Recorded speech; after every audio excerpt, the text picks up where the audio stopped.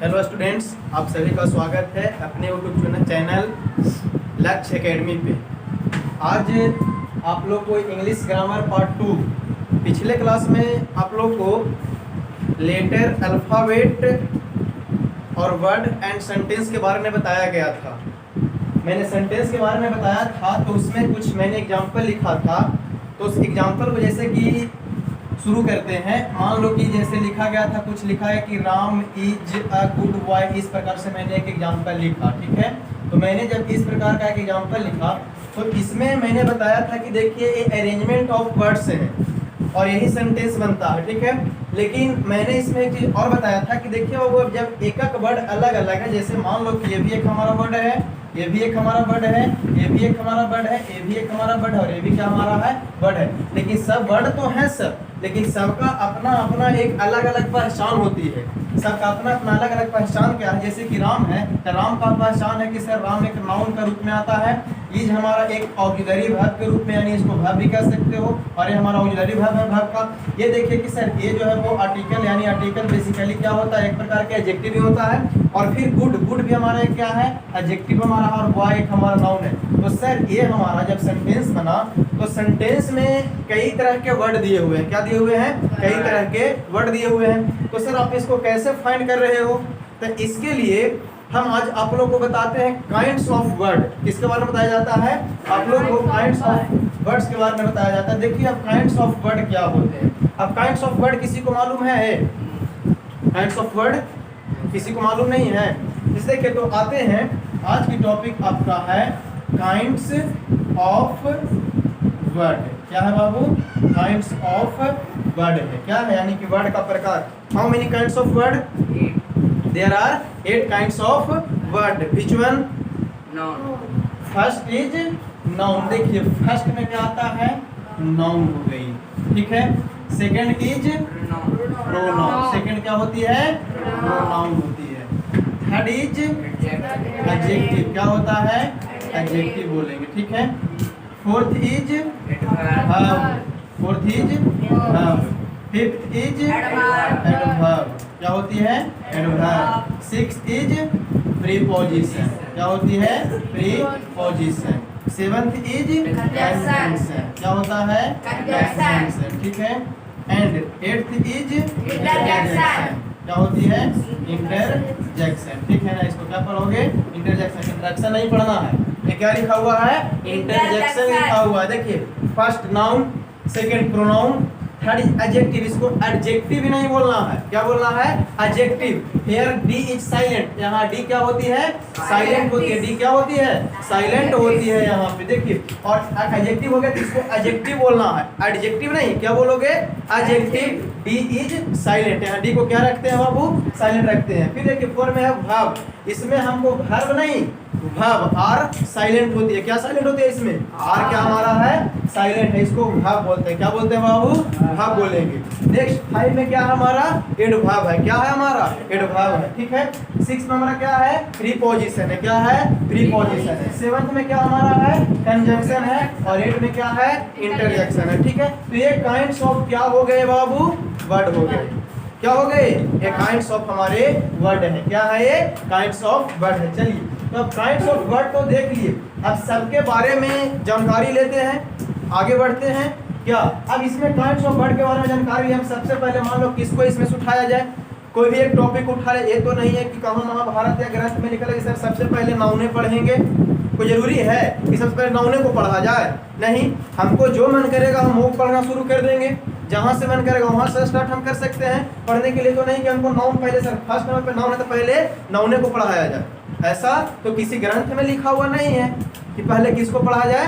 Noun को पढ़ाया जाए। चलो मान लो किसी को इसमें से को उठा लिया जाता है। मतलब सबसे आसान हम इंटरजेक्शन की बात करते हैं। किसकी बात करते हैं? इंटरजेक्शन की। मान लीजिए कि हम इंटरजेक्शन को आज आप लोग के लिए लेकर के आते हैं।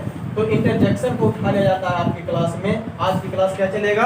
इंटरजेक्शन की क्लास चलेगी। किसकी क्लास चलती है? इंटरजेक्शन। क्या सर नाउन नहीं पढ़ा है? कोई जरूरी नहीं है कि पीढ़ी दर पीढ़ी चलते रहेगा, ठीक है। उसमें चेंजिंग भी आते रहता ना है, तो उसमें हमको चेंजिंग करके पढ़ना है। हम इंटरजेक्शन से क्या करते हैं? स्टार्ट करते हैं। देखा जाए इंटरजेक्शन से स्टार्ट करते हैं। आखिर इंटरजेक्शन है क्या? पहले सबसे पहले यार इंटरजेक्शन अपने आप में कौन सा वर्ड है? इंटरजेक्शन अपने आप में कौन सा वर्ड पहले है।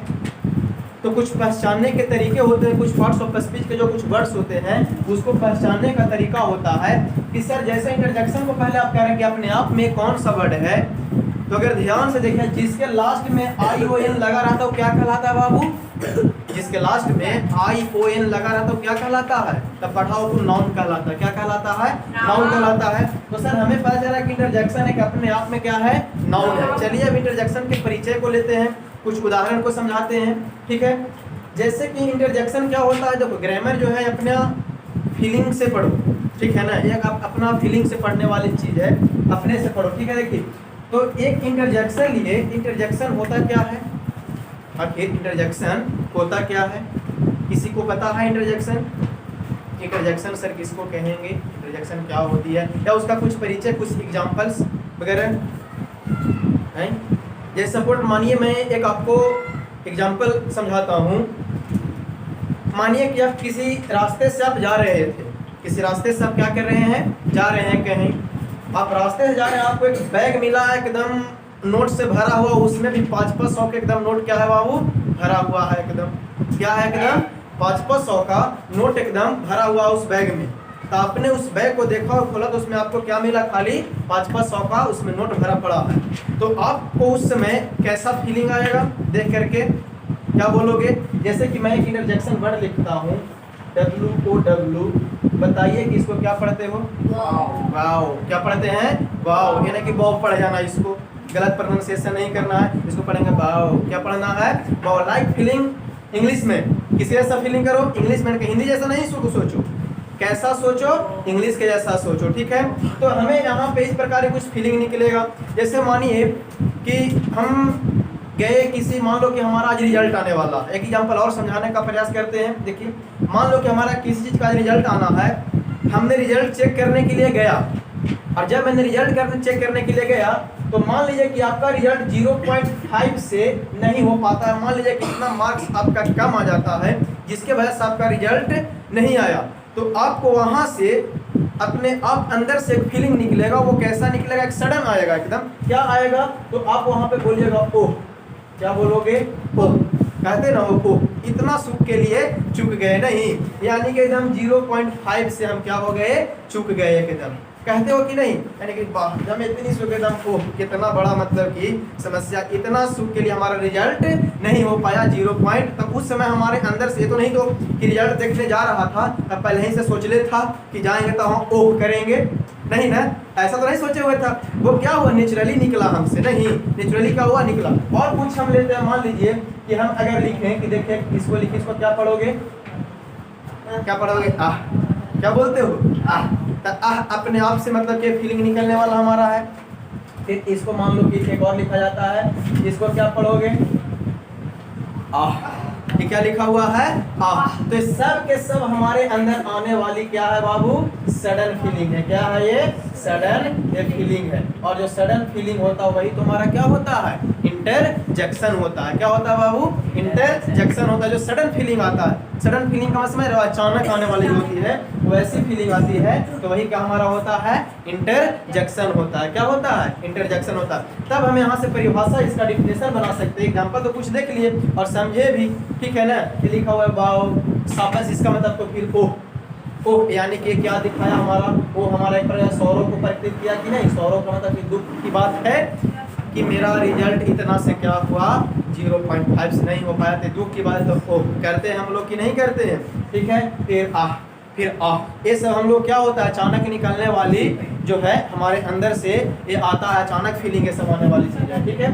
चलिए तो अब यहाँ से हम इंटरजेक्शन को डिफाइन करते हैं। किसको डिफाइन करते हैं, इंटरजेक्शन को डिफाइन करते हैं। चलिए देखिए, तो इसको इरेज किया जाए, ठीक है, इसको इरेज किया जाता है। चलिए तो अब हम लोग देखते हैं कि सर इंटरजेक्शन का डिफिनेशन क्या होगा, ठीक है। तो इंटरजेक्शन लिख करके डैश दीजिएगा आप लोग, ठीक है। आप लोग भी लिखिए क्या चीज, चलिए फर्स्ट में लेते हैं इंटरजेक्शन, लिख करके आप लोग भी डैश दीजिए, इसको लिख करके दीजिए इंटरजेक्शन। ऐसे इंटरजेक्शन को हिंदी में शायद विस्मयादि बोधक कहा जाता है ना, हिंदी में, तो हिंदी की बात नहीं, हमको thinking as a English man, हमको कैसा सोचना है, तो एक इंग्लिश मैन के जैसा सोचना। हमें सोचना इंग्लिश पढ़ रहे हैं, तो हमें इंग्लिश के जैसा ही क्या करना है, इसमें सोचना है, ठीक है ना।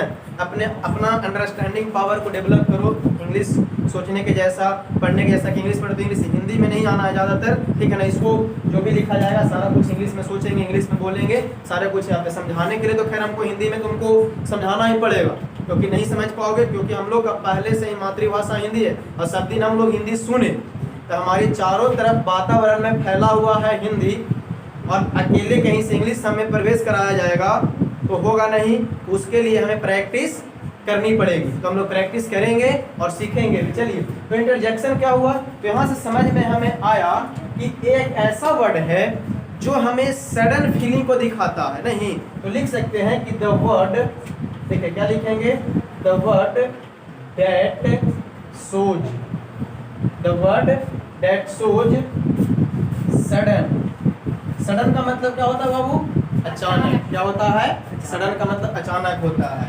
That shows sudden feeling, shows sudden feeling are called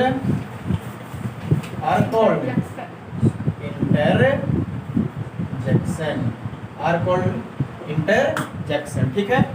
अब कुछ इसका एग्जांपल्स का बात किया जाए, कुछ एग्जांपल्स आपसे पूछे जाएंगे, तो आप क्या इंटरजेक्शन की एग्जांपल्स को बता सकते हैं कुछ? एनीबॉडी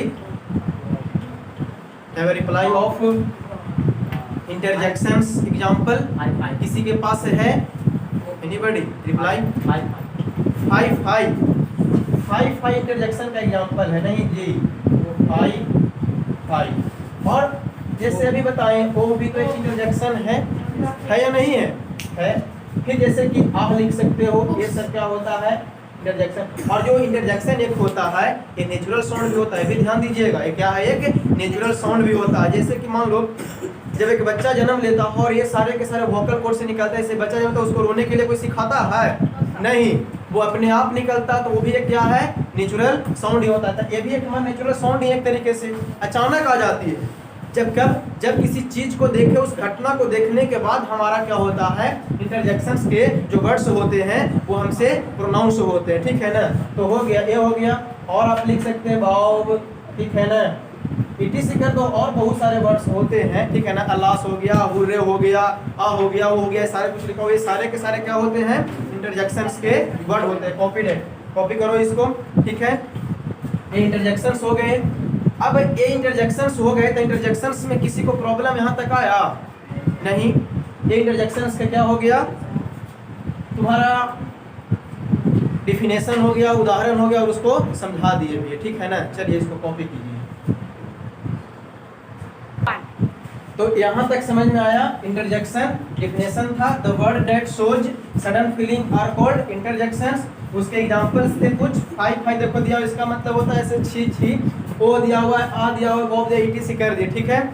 अब देखिए, अब अगले टॉपिक में स्टार्ट किया जाएगा आप लोग को। अगले पार्ट में अगर लाएंगे हम, तो अगले पार्ट में आप लोग की क्लास चलेगी वर्ब की। किसकी चलेगी?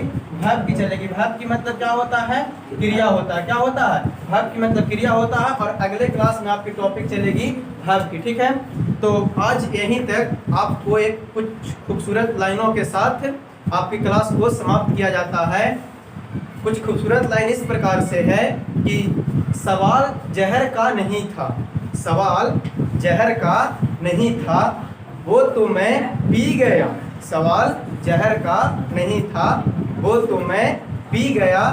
तकलीफ लोगों को तब हुई, तकलीफ लोगों को तब हुई, जब मैं जहर पीकर भी जी गया। ठीक है। और चैनल को लाइक और सब्सक्राइब भी कीजिए, और इसको ज़्यादा से ज़्यादा शेयर किया जाए, ठीक है।